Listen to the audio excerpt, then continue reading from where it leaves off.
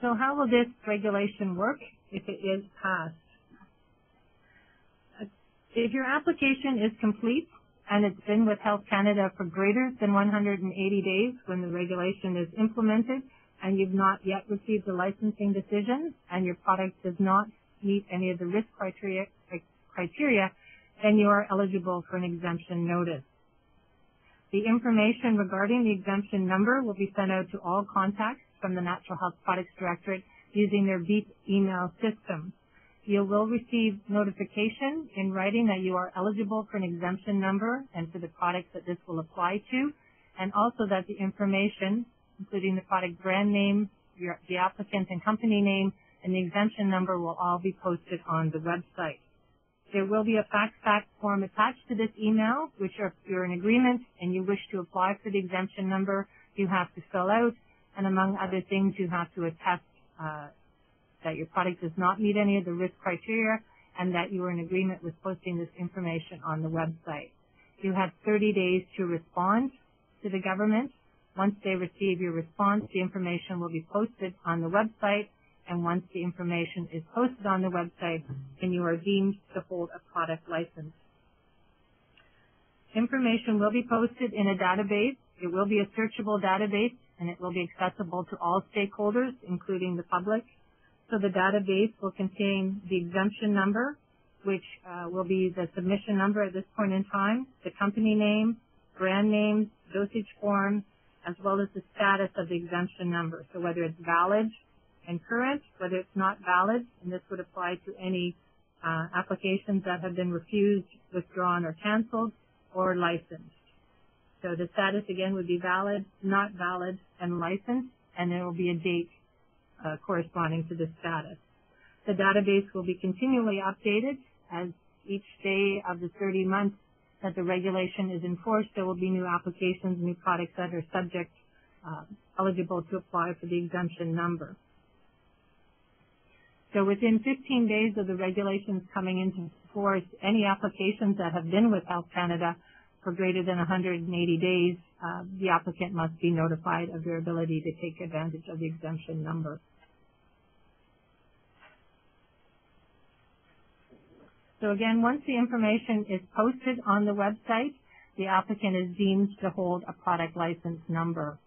You will be issued an exemption number, which will be the same as your submission number, and it is expected that that number will go on the label within a reasonable period of time, which is said to be about 6 to 12 months. You are not allowed to put the exemption number on your label until it is posted on the website.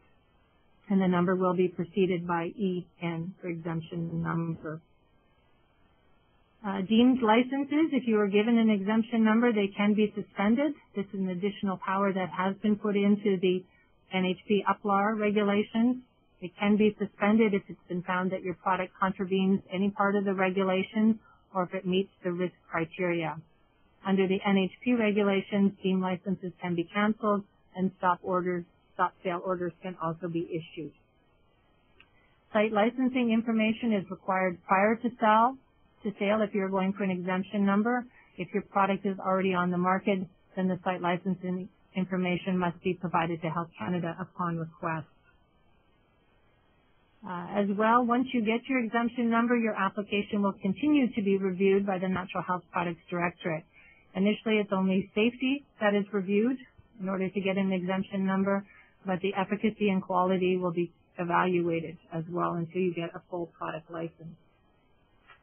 So the intent really is to try and get applications reviewed before 180 days passes so that you don't have to apply for an exemption number. Again, all the other regulatory requirements of the Natural Health Products Regulations do continue to apply to products with exemption numbers. All the site licensing requirements, good manufacturing practices, record maintenance, adverse reaction reporting, labeling and packaging, all those requirements still pertain to products with exemption numbers. Some of the regulations that don't apply, you can no longer apply for an amendment, a notification, or a fundamental change if you have an exemption number. As well, there are some other minor exceptions, exemptions within the regulations, mostly ones that refer to the need to have your product number on various packaging and labeling materials. So it will be the exemption number that will be shown on your label.